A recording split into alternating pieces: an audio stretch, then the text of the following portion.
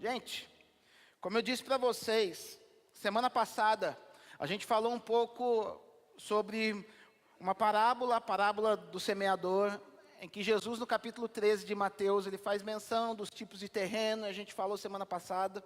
E a gente vê que quando Jesus ele vai tratar acerca de reino, sempre ele vai falar por parábolas. A maioria das vezes ele vai falar por parábolas. Porque, como eu disse para vocês, semana passada, no capítulo 13 de Mateus, a gente vai ver que justamente ele fala por parábolas, para que somente aqueles que tinham um desejo pelo reino, para somente aqueles que tinham uma sede por se movimentar no reino de Deus, eles sim entendessem essa palavra. Porque no capítulo 13 ele vai falar, eu falo por parábolas, para que aqueles que não querem nada comigo, eles ouçam, mas não entendam nada.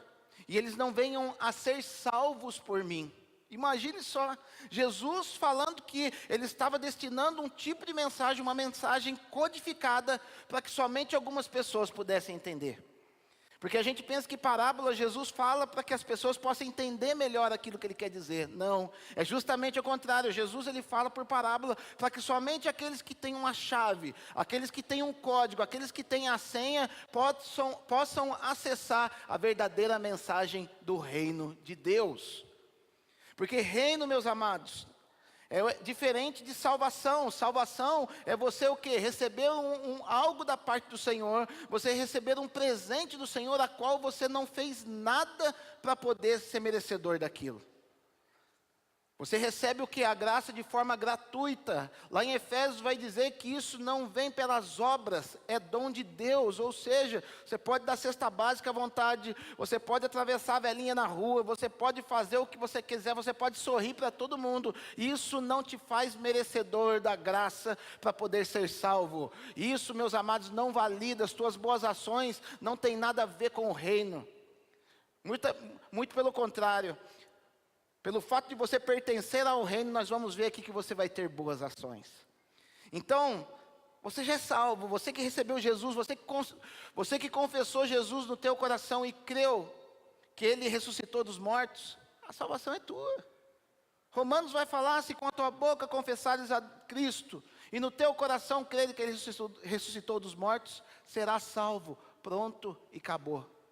Só que nós entramos, o Senhor Jesus, Ele não veio para pregar salvação, Ele veio para pregar evangelho do reino. Nós vamos ver ali em Mateus 24 e 25, Ele vai falar, quando este evangelho do reino for pregado a todas as nações, então virá o fim.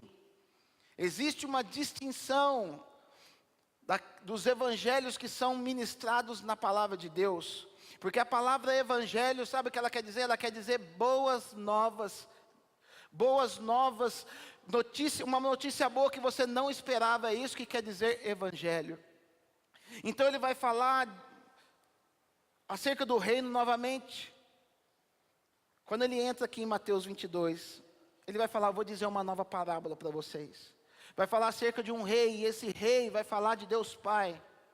E ele vai falar que ele prepara o quê? Ele celebrou que as bodas do seu filho. Quem era o filho? Quem é o filho de Deus? Jesus. Então aqui ele está falando que há uma preparação de uma ceia, há uma preparação de bodas, do encontro entre o noivo e a sua noiva. Então há uma festa que está sendo preparada pelo Pai.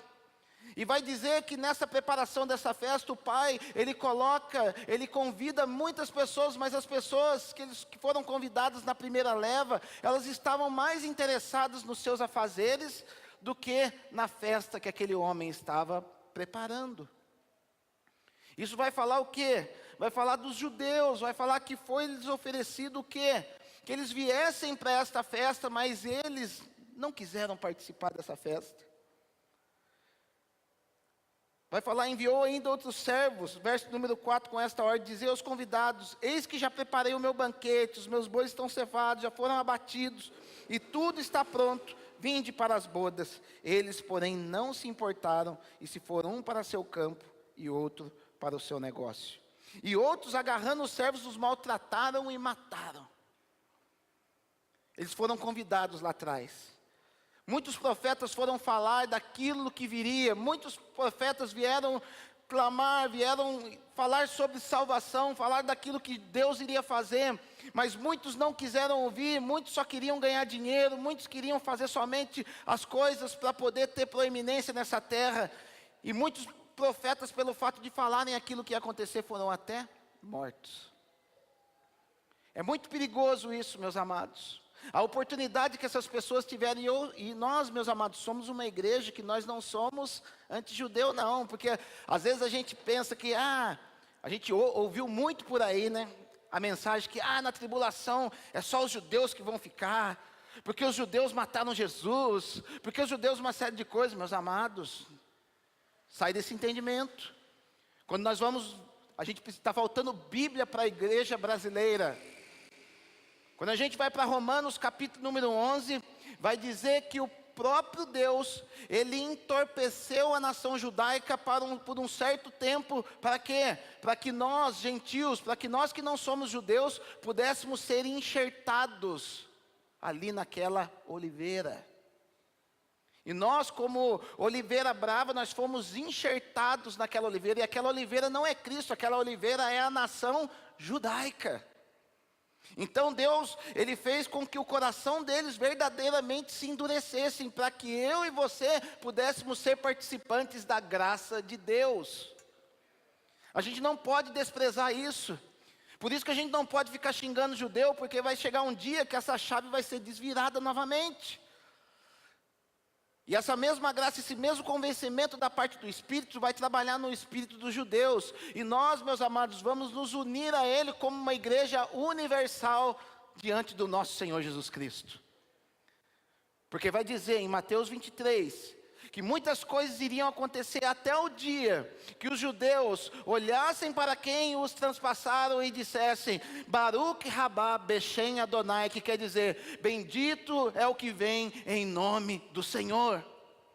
Um dia essas pessoas que mataram os profetas, um dia essas pessoas que rejeitaram a graça do Senhor Jesus vão ter que olhar para Ele, vindo nos céus, e vão falando, vem logo Jesus, porque a gente não suporta mais, vem logo porque nós queremos a Tua presença agora. Só que muitas vezes, meus amados, a gente vive dessa maneira, porque o ser humano, a raiz adâmica do ser humano, meus amados, ela por si só, ela quer se afastar de tudo aquilo que se chama Deus. Um dia em Êxodo, capítulo número 19, Deus ele faz uma santa convocação, fala, avisa as pessoas que daqui a 3 dias eu vou me manifestar no meio do povo. E Moisés vai lá e fala, se santifiquem que daqui a 3 dias Deus vai falar conosco. E depois de 3 dias eles entram numa festa que se chama Festa dos Tabernáculos, ou em hebraico chamado Shavuot. 50 dias depois que eles atravessaram o Mar Vermelho. E naquele dia, meus amados, Deus, Ele vem de uma forma poderosa para poder falar com o seu povo. Mas na hora que o povo viu relâmpagos, na hora que o povo viu trovões, na hora que o povo viu tudo aquilo se movimentando, sabe o que o povo fez? Moisés, vai lá, fala com Deus, porém nós ficaremos aqui. E muitas vezes, meus amados, isso acontece conosco. Deus está nos chamando para um nível de intimidade maior. Deus está nos chamando para subirmos novas alturas com o Senhor. E sabe o que muitas vezes nós fazemos? Pastor, vai lá, fala com Deus para mim. Meu líder, vai lá, fala com Deus para mim, porque eu não quero me relacionar com esse Deus. Sabe por quê? Porque tem medo de assumir um compromisso com aquele que pode todas as coisas. A autoridade de Deus, meus amados, ela tem que trazer temor sobre as nossas vidas e não medo. Porque quando nós temos medo de Deus, nós nos afastamos e nós passamos aqui a viver uma vida de pecado. Nós passamos a viver uma vida de dependência. Porque o projeto de Deus, o projeto original do Senhor, nunca foi levantar sacerdote para poder interceder para o homem. O projeto de Deus original era o quê? Relacionar-se com o homem, tete a tete, face a face, na viração do dia. Só que naquele dia eles elegem um camarada, falam, não, vai lá você e fala você por mim. E quando Deus, Ele vê que as pessoas não tiveram medo de se relacionar com Ele, porque Ele é amor, só que o amor do Senhor, Ele se revela de uma forma poderosa. O amor do Senhor, Ele é poderoso. E quando Moisés sobe lá em cima, Deus fala assim para ele, ó, toma aí essas tábuas dos mandamentos. Sabe por quê? Todas as vezes que o relacionamento não é na base do amor, ele vai ter que ser na base das regras. Sempre quando tem muitas regras, é porque está faltando o amor. Começa a perceber, quando o amor entre um marido e uma esposa começa a acabar, o cara começa a colocar regrinha. Aqui, ó, é meu departamento, você não mexe aqui. Aqui é meu, isso aqui é meu, isso aqui você não mexe. A conta do banco sou eu que tenho a senha, o meu celular sou eu que tenho a senha. Começa a ser estabelecido regras após regras. Por quê? Porque o relacionamento está afetado. Mas quando o relacionamento é baseado no amor, já não existe separação, é uma só carne, todas as coisas pertencem a um como ao outro. No relacionamento com o Senhor é a mesma coisa. Então, pelo fato do povo não ter se relacionado com Deus, Deus fala assim, então eu vou ter que fazer um conjunto de regrinhas para os meus filhinhos. E quando Moisés ele desce o monte, ele vê o povo todo desgarrado. Por quê? Porque Moisés tinha sumido por 40 dias. O povo não era dependente de Deus, o povo era dependente de Moisés. O povo não era dependente de um relacionamento com o Pai, o povo era dependente de uma lei. E é muito complicado, meus amados, quando nós somos dependentes de regras e não somos dependentes de um relacionamento com Deus. Porque a religião tentou enfiar um monte de regra dentro da gente, meus amados. Eu participei de lugares, meus amados, eu fazia parte de lugares onde, se você, entre aspas, estivesse em pecado, você não poderia participar da ceia do Senhor. Então passava o camarada com a ceia lá, ele falava, não, mas daí você ia lá, oh, cara, por que não sei hoje? Ah, pastor, briguei com a mulher antes de vir para casa, não posso cear hoje. Falo, pois é, hein? E isso é um orgulho enrostido dentro da nossa vida.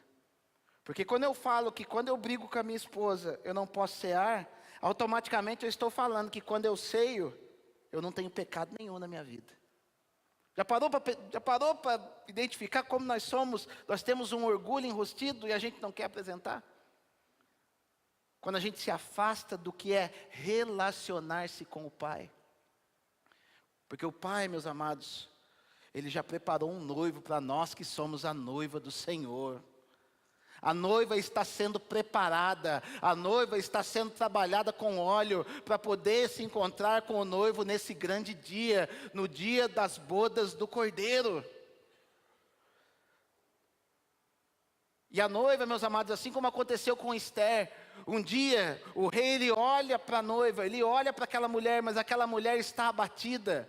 Aquela mulher está sem óleo, aquela mulher está sem brilho, aquela mulher ela tem uma formosura dentro de si, mas ela precisa ser manifestada.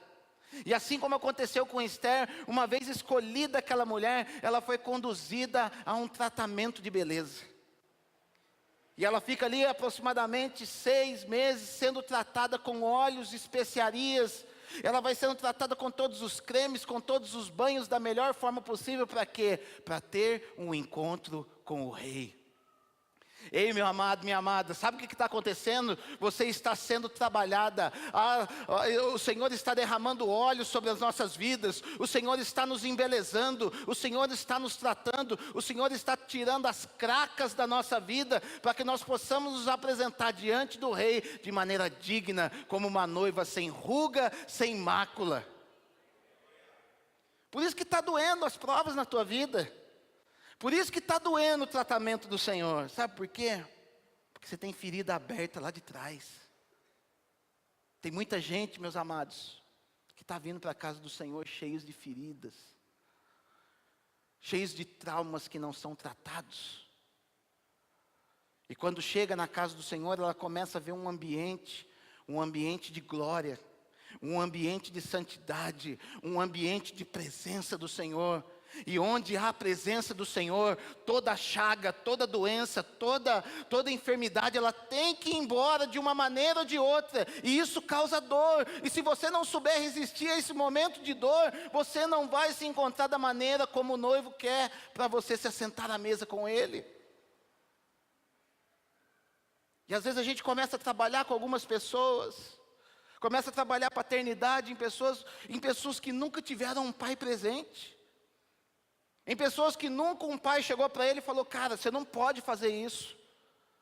Porque eu sou pai e eu sei que é muito mais fácil eu deixar meu filho fazer bagunça do que eu chegar para ele e falar: cara, não pode, porque eu sei que muitas vezes ele vai fazer a bagunça de novo, eu vou ter que chegar para ele e falar: mano, não pode, não pode. E eu vou ter que começar a tirar algumas coisas dele, para que ele possa entender, para que ele possa sentir na carne, que eu não quero que ele faça determinadas atitudes, porque aquilo vai resultar numa morte, aquilo vai resultar numa perda para ele. Então é mais fácil eu tirar algo momentâneo, algo temporariamente, para que ele possa entender que há um padrão que ele precisa seguir para poder ser agradável diante dos homens e diante de Deus.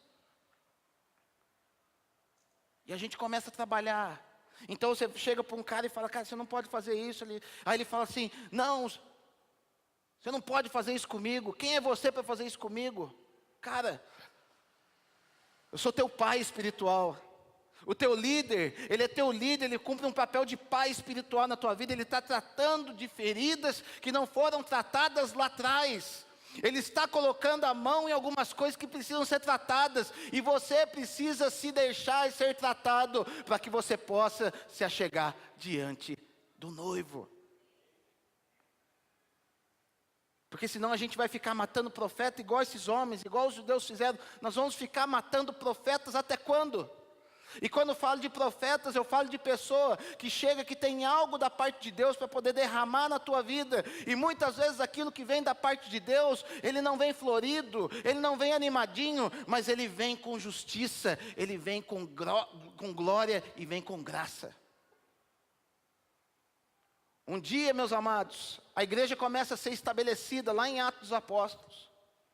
E começa um movimento maravilhoso de comunhão, de envolvimento das pessoas, entendendo que era reino de Deus. E vai um homem chamado Barnabé, cuja tradução do nome quer dizer o quê? Filho da consolação. Ele era um tipo do Espírito Santo. Vai falar que Barnabé era um homem natural de Chipre. Ele vende algumas terras e coloca aos pés dos apóstolos. Reino de Deus sendo manifestado. Espírito de Mamon sendo lançado fora. Estabelece o quê? Um padrão. Um padrão de que é possível o Espírito trabalhar na vida de uma pessoa e a pessoa já entender e começar a ser desprendida daquilo que o Senhor falou que já não era mais dele. Só que duas pessoas, um casal, Ananias e Safira, eles vendem uma propriedade. E vendo aquilo que Barnabé tinha feito, o que acontece? Imagina os dois, um cutucando o outro. Cara, Barnabé entregou tudo que ele tinha lá. A gente não pode ficar para trás. A gente tem que entregar tudo que a gente tem também. Mas vamos fazer o seguinte: a gente vendeu por 100 mil a nossa propriedade. Vamos falar que a gente vendeu por 50. E vamos colocar aos pés dos apóstolos. A gente vai ficar no mesmo nível que ele. Só que no ambiente de glória, meus amados, a história é diferente. No ambiente de lei, você ainda consegue mentir. No ambiente de lei, você ainda consegue enganar. Mas no ambiente de glória, sabe o que acontece? Na hora que eles vieram, colocaram aquela quantidade. Pum. O primeiro que morreu foi Ananias. Ele é tirado daquilo ali, logo após chega a sua esposa validando a mentira.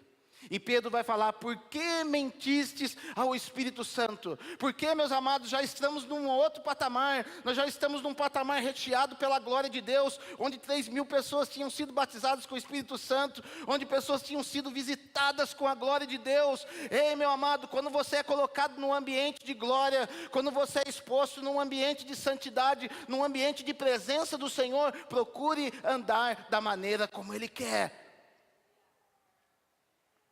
Porque algo vai acontecer se você não obedecer esse padrão. A conta vai ter que ser paga. A conta que foi paga na cruz terá que ser paga para aqueles que não têm o sangue, para aqueles que não absorveram a glória da cruz. De uma maneira ou de outra, você vai ter que pagar aquela conta por si mesmo. E na mesma hora aqueles dois morreram.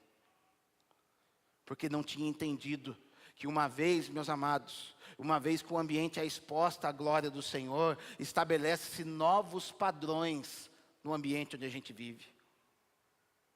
É como se fosse numa sala de aula. O professor aplica uma prova. Todos, meus amados, a sala de aula tem 15 alunos. 14 alunos tiram 3 na prova. Mas um daqueles alunos tirou 9. Todos os alunos se juntam para poder reclamar para o professor: professor, você foi injusto, porque nós tiramos nota baixa e a maioria tirou. Ele vai poder falar: eu não sou injusto, porque teve um que tirou uma nota 9. E se teve um que tirou uma nota 9, todos vocês poderão tirar também. Só que vocês não se esforçaram. Porque, meus amados, vida de reino já não é mais pelaquela graça que você já não fez nada. Vida de reino é por esforço.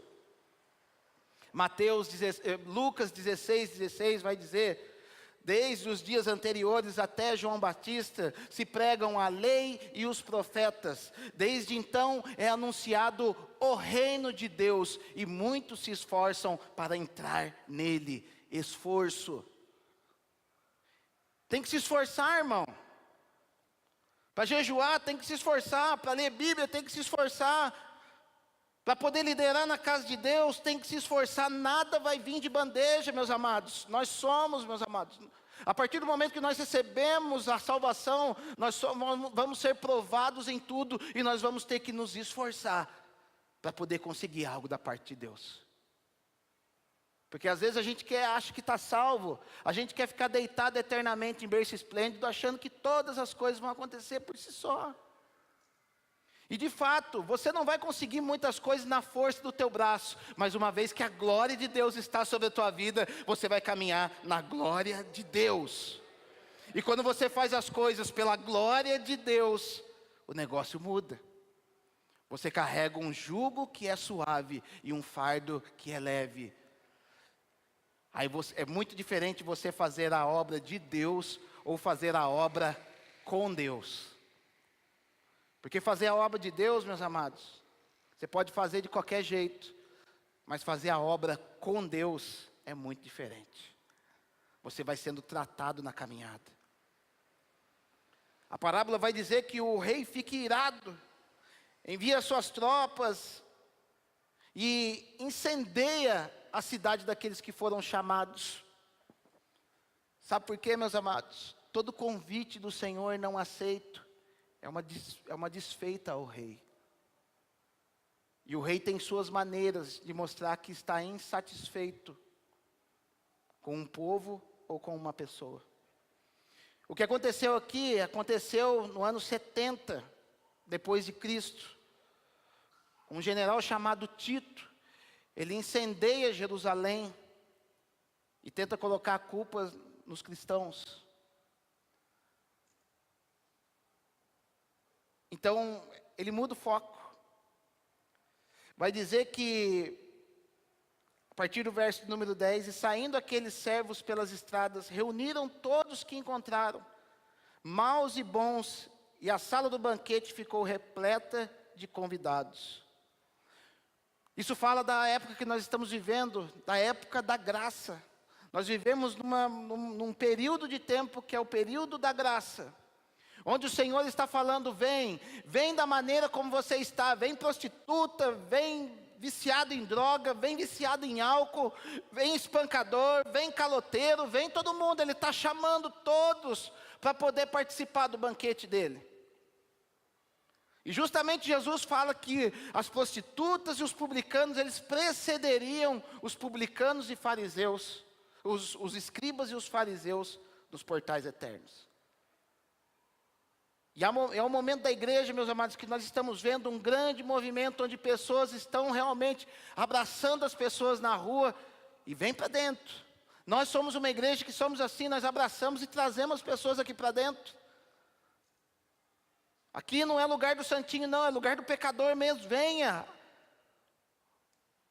Uma vez, eu fazia parte de uma instituição religiosa mais tradicional. E ele está até aqui, o Claudinho. Uma vez eu fui levar ele embora. E tinha uma igreja na porta da casa dele. E eu falei assim, o Senhor tem uma promessa que um dia Ele vai me dar uma igreja da maneira como Ele plantou no nosso coração. Aí, a mãe dele chegou e falou assim, pastor, mas aí é uma igreja da porta larga. Eu pensei comigo, eu sou louco para ter uma igreja de porta larga. A igreja, o caminho, meus amados, de entrada para a igreja é largo. Porém, o caminho para o reino é um caminho estreito. A porta tem que ser larga. Eu dou glória a Deus porque a porta da nossa igreja é uma igreja de porta larga. O que eu sempre sonhei foi uma igreja de porta larga. Porque eu não quero que aquela porta seja estreita, para que somente aqueles que tenham um padrão de santidade possam entrar nesse lugar. Essa casa é uma casa aberta para todos aqueles que entram e querem cura no Senhor. Todos aqueles que querem receber o bálsamo, todos aqueles que querem receber a cura no Espírito, a porta está larga para você.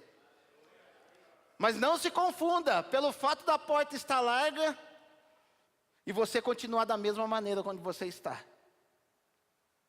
Porque a gente vive no limiar do perigo. Qual que é o limiar do perigo? Porque quando a gente começa a andar de uma forma diferente, como a religião nos ensinou, a gente começa a receber pessoas de tudo quanto é jeito aqui. E às vezes, você olhando para a multidão, você vai ver o cara de bermudas, vai ver o cara de boné, vai ver o cara de barba, o cara de tatuagem, você vai ver o cara de qualquer jeito. E pode ser que entre uma prostituta, que entre um homossexual aqui dentro, eu vou fazer questão de abraçar essas pessoas. Mas não é pelo fato que eu estou abraçando essas pessoas, que eu estou validando a conduta delas, eu estou simplesmente falando, aqui tem um lugar onde você vai ser amado. Aqui vai ser um lugar onde você vai encontrar cura para a tua alma.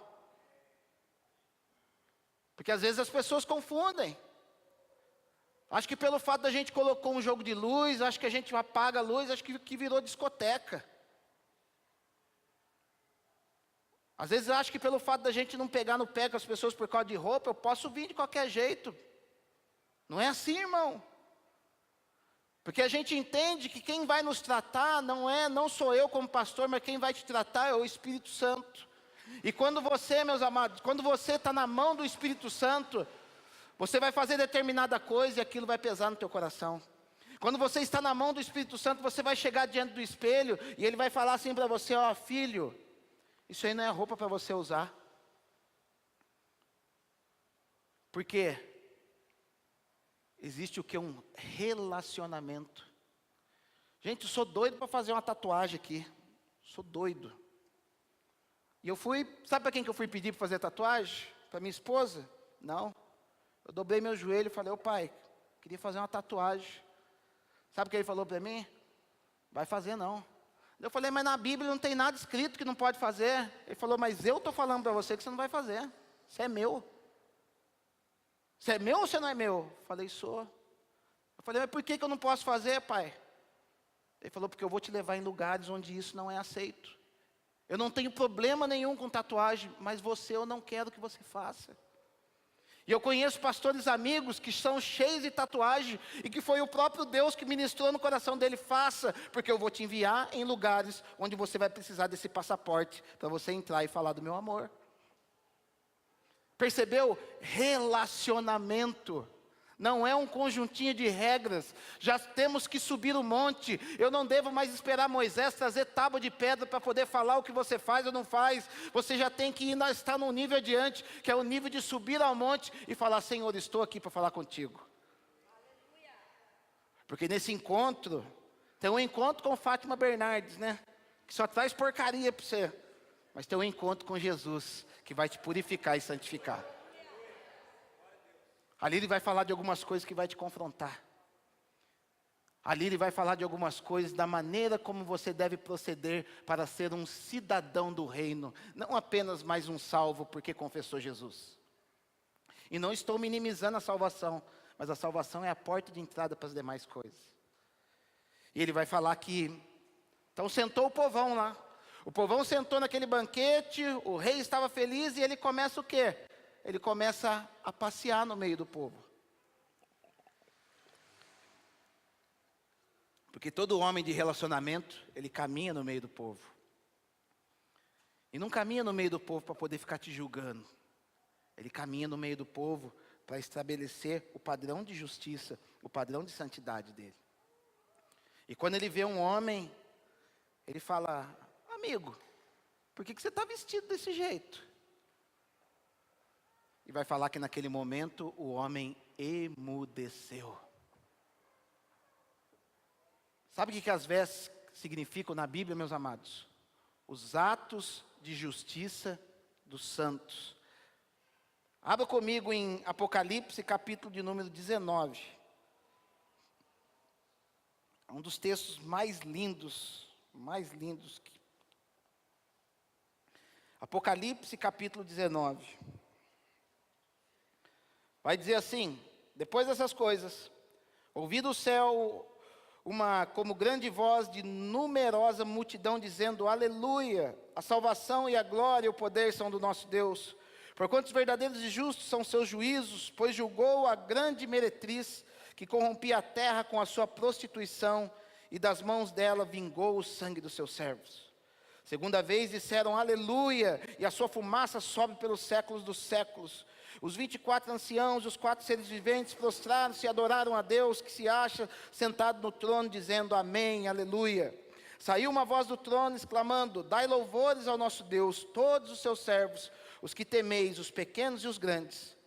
Agora, então ouvi uma voz como numerosa multidão, como de muitas águas, e como de fortes trovões, dizendo: aleluia, pois reina o Senhor nosso Deus, o Todo-Poderoso. Alegremo-nos, exultemos e demos-lhe glória, porque são chegadas as bodas do Cordeiro, cuja esposa a si mesmo já se ataviou, ou seja, já se aprontou, já está toda maquiada, já está toda adornada.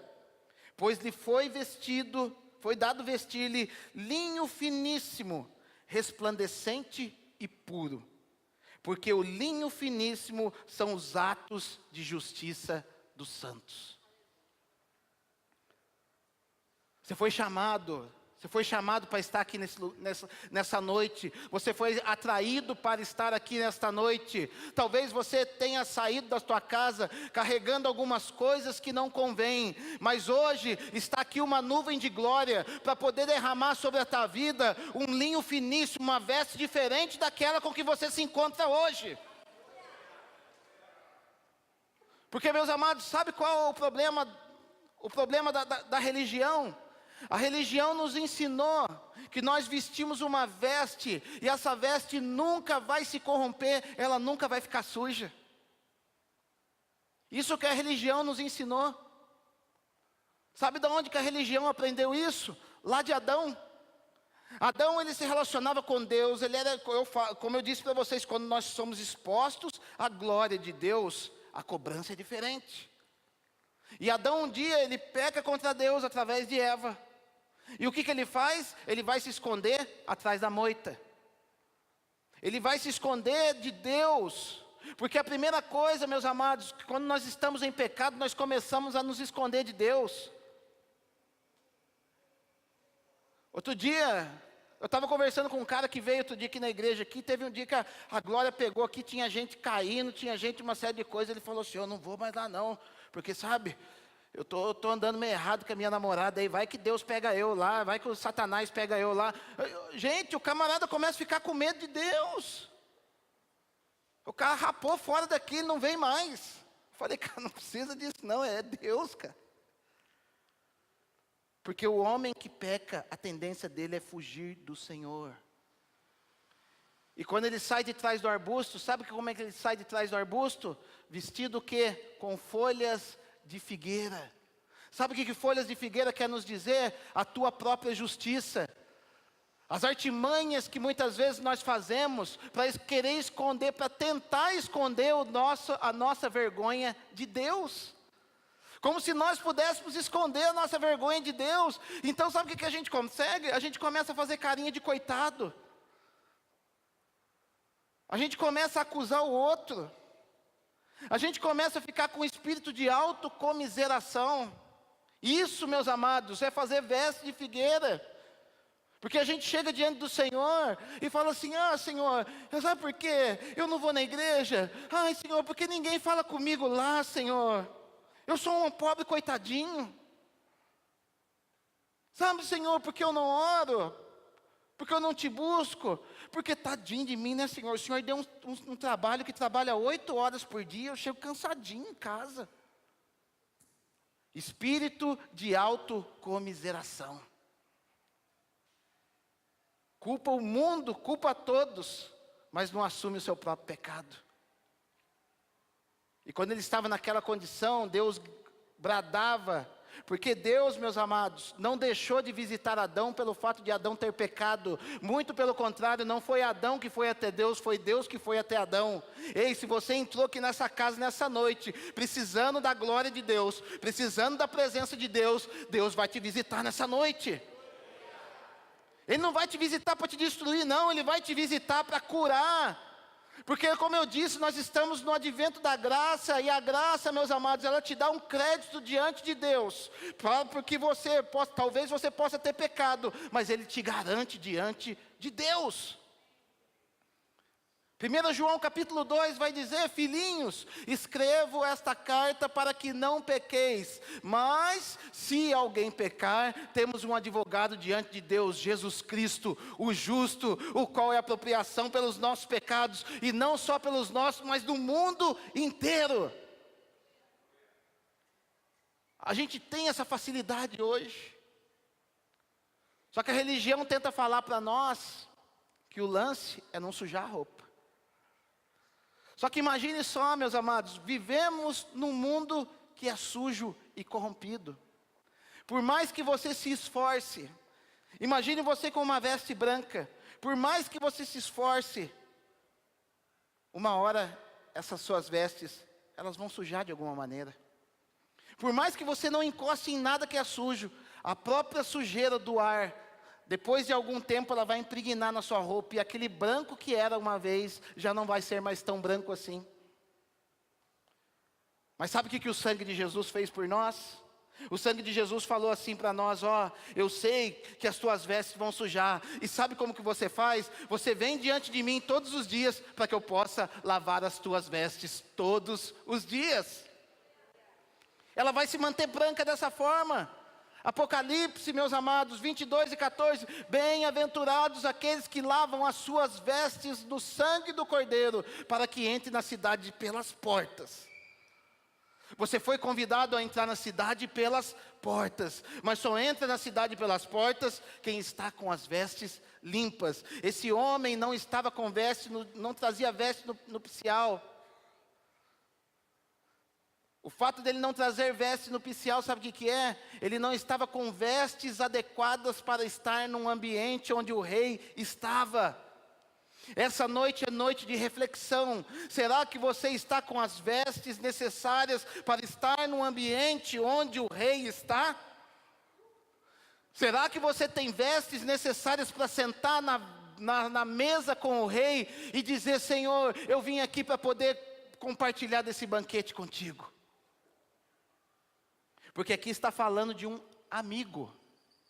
Ele tinha se tornado um amigo do rei. Ele não era um qualquer, ou seja, ele era um salvo. Porque uma coisa eu vou esclarecer para vocês, meus amados: Jesus não é aquele que põe teu nome no livro da vida e fica riscando. Porque tem gente que acha que Jesus é aquele que, ele escreveu meu nome no livro da vida. Eu pequei. Daí ele pega a borracha dele e... Aí amanhã você faz um negocinho legalzinho de novo, ele escreve teu nome, daqui a pouco não tem mais folha no caderno para escrever teu nome. Lembra? Quando você era no prézinho lá, quando você escrevia, você apagava, daqui a pouco não tinha mais folha. Jesus não faz assim. Uma vez que o Espírito vem sobre nós, meus amados, nós somos chamados de filho. Jesus, ele diz lá no Evangelho de João, capítulo 14, eu vou mandar o Consolador para vocês, para que fique convosco para sempre. Não está lá, fique convosco até você fazer o seu primeiro pecado, ele sai fora, não, ele vai ficar convosco para sempre. Filipenses 1, capítulo 6, porque o Senhor há de te aperfeiçoar até aquele grande dia. Você está sendo aperfeiçoado no Espírito. Você é filho amado. Se nós que somos homens, você não descarta teu filho porque teu filho pecou. Você não lança teu filho para a rua porque ele fez alguma coisa de errado. Muito pelo contrário, é onde você dá mais amor para ele e fala: filho, eu estou contigo. E vai falar que esse cara aqui, que não estava com as vestes, ele fala com os seus servos para que eles o amarrassem de mãos e pés e lançassem-o nas trevas exteriores. Gente, trevas exteriores não é inferno. Trevas exteriores é uma condição no milênio, é uma condição no reino de Deus, onde a pessoa estará privada de todos os benefícios que o céu estará sendo disciplinada fora da cidade. Porque de novo em Apocalipse 19, olha o que vai estar escrito.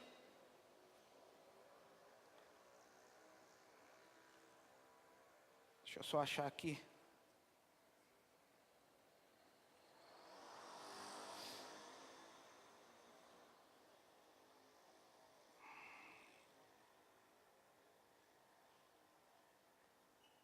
Deixa eu, rapidinho já, acho que eu não marquei isso aqui.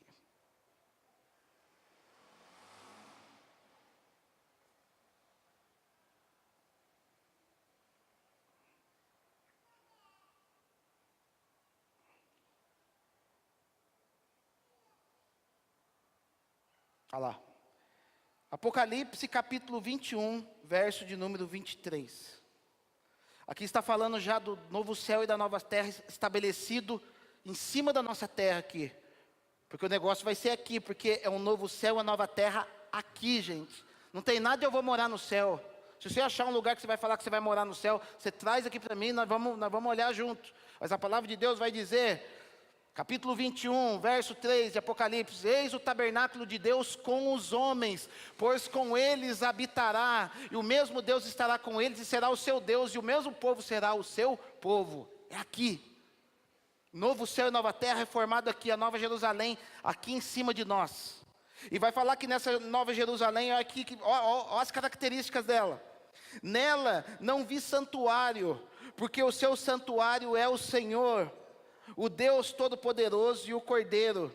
A cidade não precisa nem do sol, nem da lua, para lhe darem claridade, pois a glória de Deus a iluminou, e o Cordeiro é a sua lâmpada. As nações andarão mediante a sua luz, e os reis da terra lhe trazem a sua glória. Ou seja, vai falar no livro de Apocalipse que essa cidade é uma cidade quadrangular. Não é igreja quadrangular, tá, gente? A cidade, ela é quadrangular, ela é quadrada. E nela, ela será iluminada pela luz da glória do Senhor. Não haverá sol nem lua para poder levar luz para essa cidade. Ou seja, ela viverá da glória do Senhor. E quem estiver fora dos muros dessa cidade não estará no inferno. Ele estará numa condição, pelo fato de não ter lavado as suas vestes, pelo fato de não ter se esforçado no Senhor, ele estará olhando aquelas pessoas lá de dentro, que estão sendo iluminadas, que estão governando com Cristo, e naquele momento ele ficará o quê? Nas trevas, num lugar mais escuro, e ali haverá ranger de dentes e tristeza, porque ele olhará para as pessoas que estão lá dentro e vai falar: poxa vida, eu poderia estar lá. Poxa vida, eu troquei a minha condição de vencedor, para estar sendo disciplinado ali. Ele vai passar por um período de disciplina, não é purgatório não, gente. Sabe por quê? Porque a palavra vai dizer que Deus, ele corrige a quem ama, e açoita a quem recebe por filho. Ele vai estar ali fora olhando e falando: eu poderia estar lá dentro. Ele vai passar o período milenar, por isso que vai ter o milênio, para poder fazer a diferenciação dessas pessoas, porque Jesus, aquele que ele manda para o inferno, vai falar o quê? De lago de fogo e enxofre. O que ele vai falar de inferno, ele vai falar a palavra inferno, que no grego quer dizer Geena. Aqui é um lugar diferenciado. Mas o que Deus quer falar para nós hoje, meus amados, que ele quer o melhor para nós. Ele não quer você nessa condição. Ele está oferecendo hoje a cura, ele está oferecendo hoje graça para a tua vida, para que você possa habitar dentro da cidade. Para que, como eu disse aqui, 22:14, acabei de falar para vocês, bem-aventurados aqueles que lavam as suas vestiduras, não é aqueles que mantêm as suas vestiduras brancas, é os que lavam as suas vestiduras no sangue do Cordeiro, para que lhe assista o direito à árvore da vida e entre na cidade pelas portas. Você não foi chamado para ser marginal. Você não foi chamado para ficar à margem daquilo que os santos, daqueles que têm as suas vestes lavadas no sangue do Cordeiro, estão vivendo. Você foi chamado para viver o melhor dessa terra. E as suas vestes lavadas, elas já começam a refletir na tua vida aqui na terra. Porque a palavra de Deus vai nos dizer, meus amados, que Jesus ele veio para nos dar vida e vida em abundância. Deus ele estabelece uma lei de prosperidade, uma lei que envolve prosperidade. E essa lei que envolve prosperidade, ela tem tudo a ver com santidade. Deuteronômio 28 vai falar de uma série de coisas, que se você obedecer à voz do Senhor teu Deus, eu não estou nem falando de lei. Eu acredito que muitos aspectos da lei são sim, para uma nação específica. Você não comer carne de porco, uma série de coisas, não é para mim, é para judeu. Mas ali não está falando de lei. Deuteronômio 28 vai dizer, quando ouvirdes a voz do Senhor teu Deus, você vai comer o melhor dessa terra, você não correrá atrás de bênção, as bênçãos correrão atrás de você. Agora eu pergunto para você, você tem ido no seu secreto para ouvir a voz do Senhor teu Deus? Porque o primeiro nível é você ir para o seu secreto para você poder ouvir a voz do Senhor teu Deus. E quando eu falo secreto, meus amados, é o teu momento com Deus. Ah, pastor, eu não tenho um quarto de oração como você tem na sua casa. Amém, entra no banheiro, entra no teu carro, fecha a porta, vai lá para o fundo, vai na porta da sua casa de madrugada, mas entra num lugar de solitude. Entra num lugar onde a voz do Senhor possa ecoar dentro do teu coração. Entra num lugar onde você possa ouvi-lo. A gente, meus amados, a gente perece porque a gente não ouve a voz do Senhor. A gente vai tomando decisões atrás de decisões, sem o Senhor ter validado aquelas decisões. Daí sabe o que a gente faz? A gente vem com a conta tudo estragada e fala, Senhor, está aí, agora não posso dizimar mais, agora não posso fazer um monte de coisa, mas por que você não pode? Porque você andou errado diante de Deus, você não consultou a Deus. E quando a gente não consulta a Deus, meus amados, Deus não nos alivia das consequências. Um dia Josué, chega alguns homens, os gibeonitas, chegam diante de Josué com roupinha rasgada, com pão bolorento debaixo do braço, e falam, nós somos coitadinhos, eu queria que nos anexar o seu povo. E Josué vê a aparência daquele povo, sem titubear, ele joga o povo para dentro. E depois de alguns dias, um exército vem perseguir os gibeonitas, e ele percebe que os gibeonitas tinham se infiltrado dentro do arraial de Israel. E ele chega diante de Deus e fala, Senhor, seguinte, eu não vou defender esses caras aí não, porque eu não tenho nada a ver com eles, não são meu povo. Deus fala, você vai defender eles agora, porque você estabeleceu uma aliança com eles. E a palavra do crente, ele é sim, não, não, agora aguenta as consequências, vai lá defender esse povo. E Josué teve que ir lá derrotar, teve que orar a Deus, para Deus parar sol, para Deus parar a lua, para poder ganhar aquela batalha, uma batalha que não era dele. Consequências de alianças mal feitas. Deus nos chama, meus amados, a purificar as nossas vestes. De que adianta você ficar vivendo de aparência, sendo que as tuas vestes estão sujas? De que adianta você viver uma vida em que os homens te aplaudem? É uma música até do Júdice de Oliveira. De que adianta você receber um monte de troféus aqui na terra, mas os céus não te aplaudem?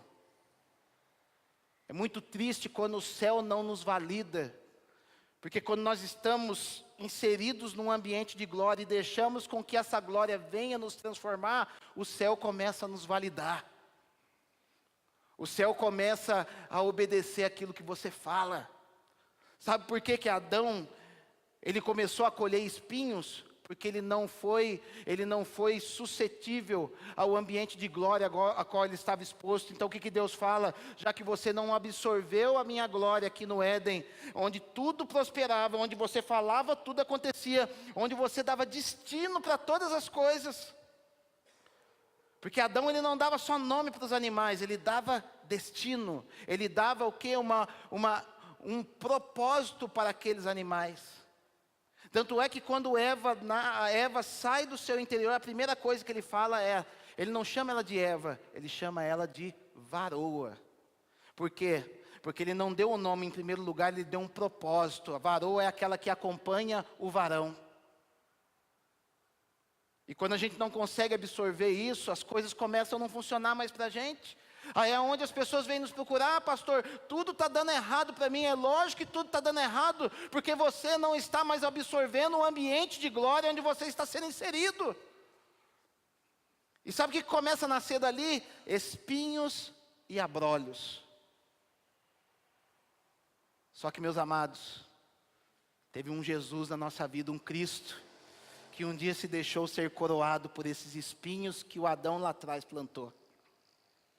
E por causa desses espinhos que foram colocados no nosso Jesus, hoje nós temos a graça de poder chegar diante do Pai e falar: Pai, eu quero te abraçar. Pai, eu quero ser igual você é. Porque sabe qual que foi a grande diferença do Adão lá atrás para o Adão aqui? O Adão lá atrás, ele não soube absorver quem o Pai era. E quando Eva peca, ele se esconde para não enfrentar as consequências diante de Deus. Ele era um menino, ele não era homem, ele não tinha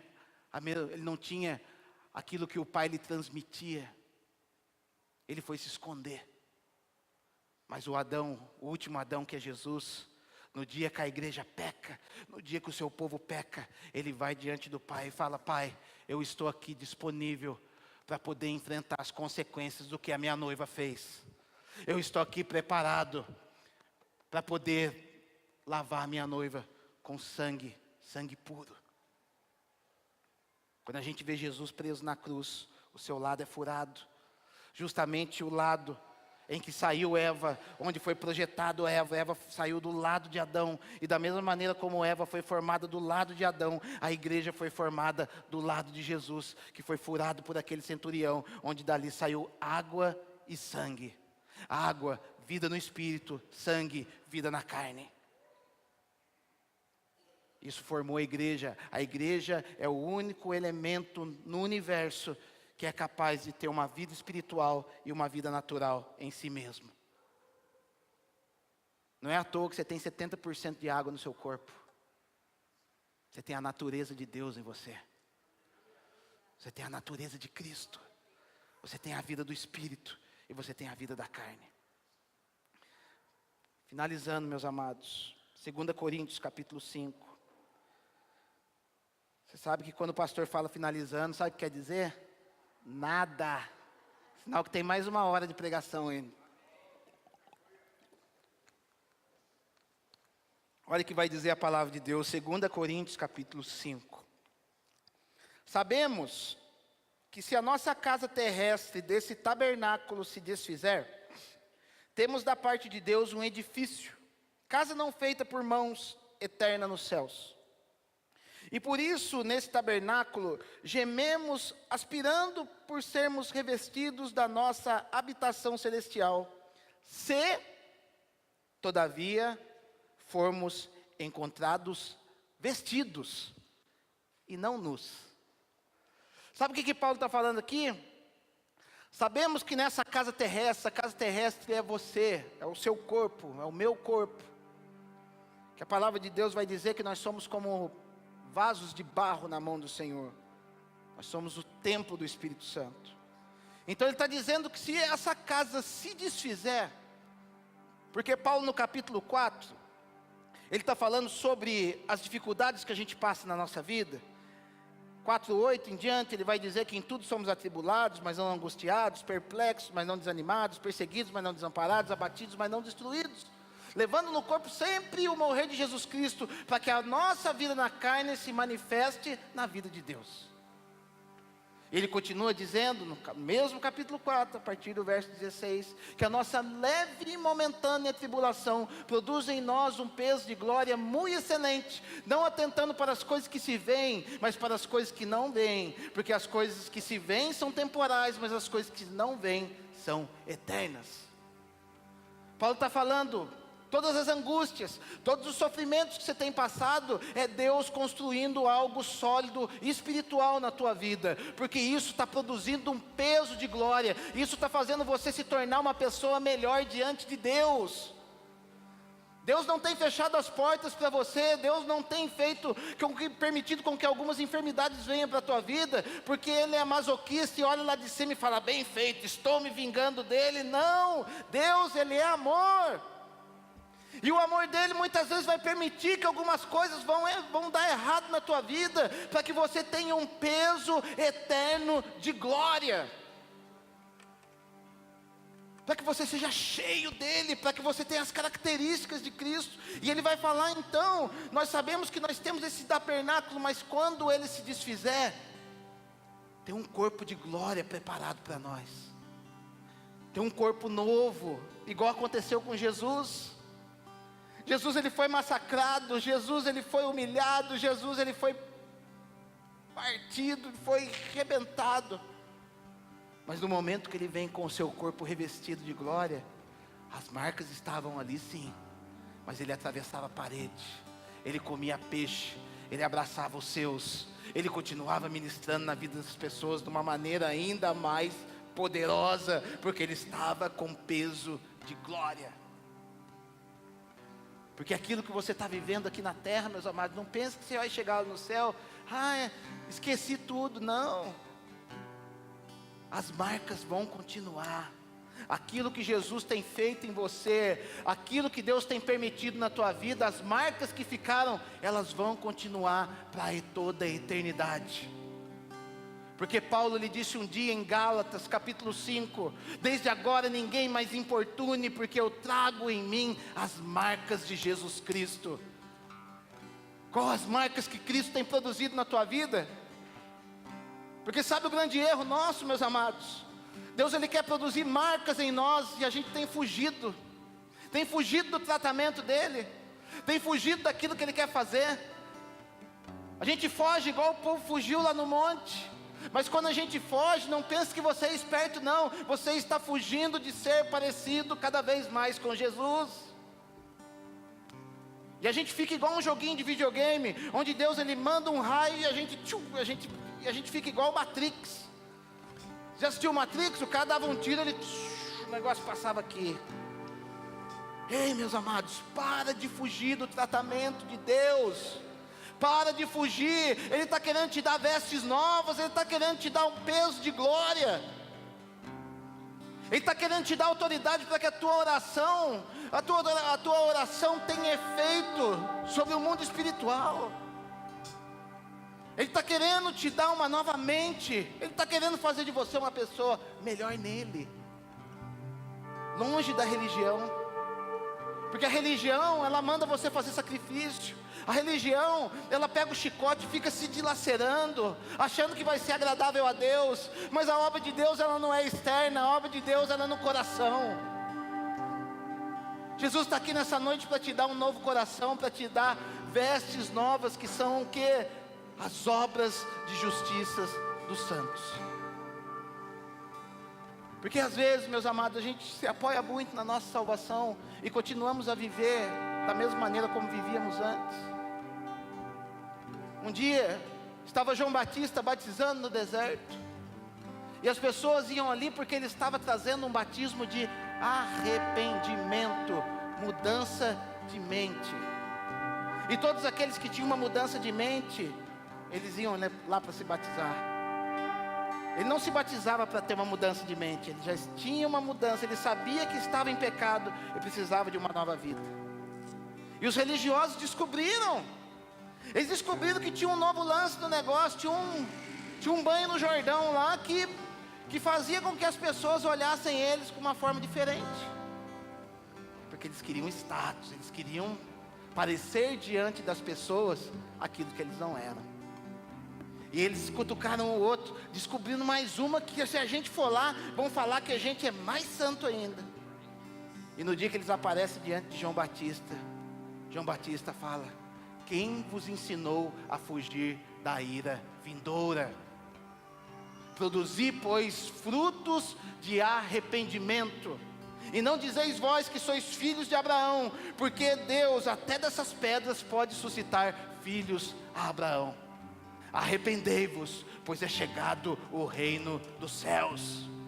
Arrependei-vos, porque não está chegando a salvação já veio. Arrepende, pois é chegado o reino, um reino de justiça, um reino de paz e de alegria no Espírito Santo. Você tem vivido o reino de Deus? Porque a palavra de Deus vai dizer que o reino de Deus não é comida nem bebida, é justiça. Você tem vivido justiça na tua vida? Você é justo no teu lar? Você é justo no teu trabalho? Um reino de paz.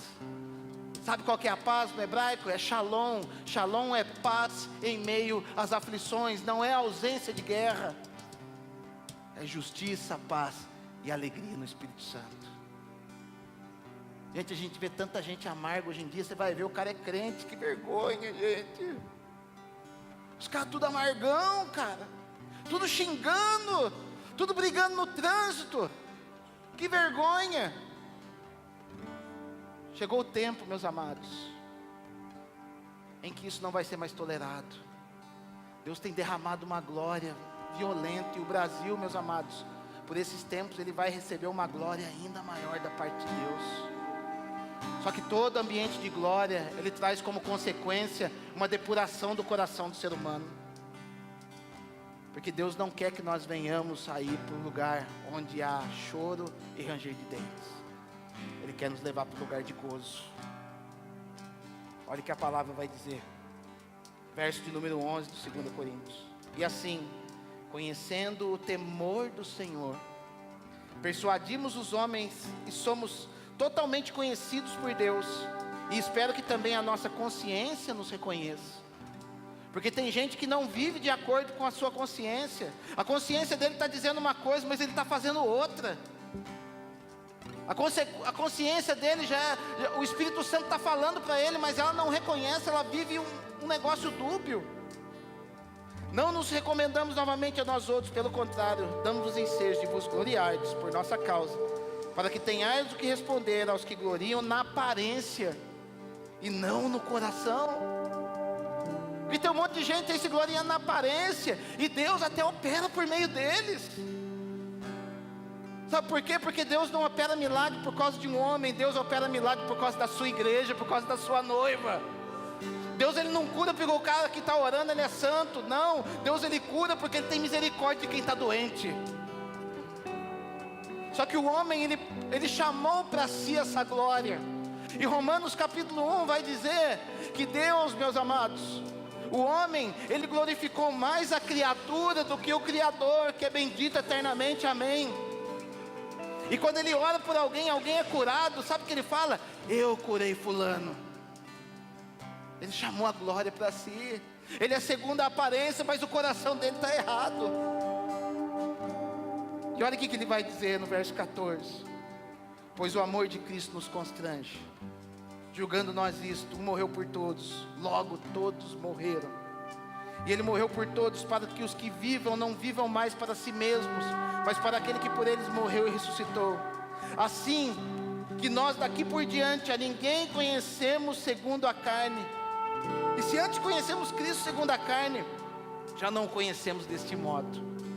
E assim, se alguém está em Cristo, nova criatura é. As coisas antigas já se passaram, e eis que tudo se fez novo. Jesus está aqui nessa noite para fazer algo novo na tua vida.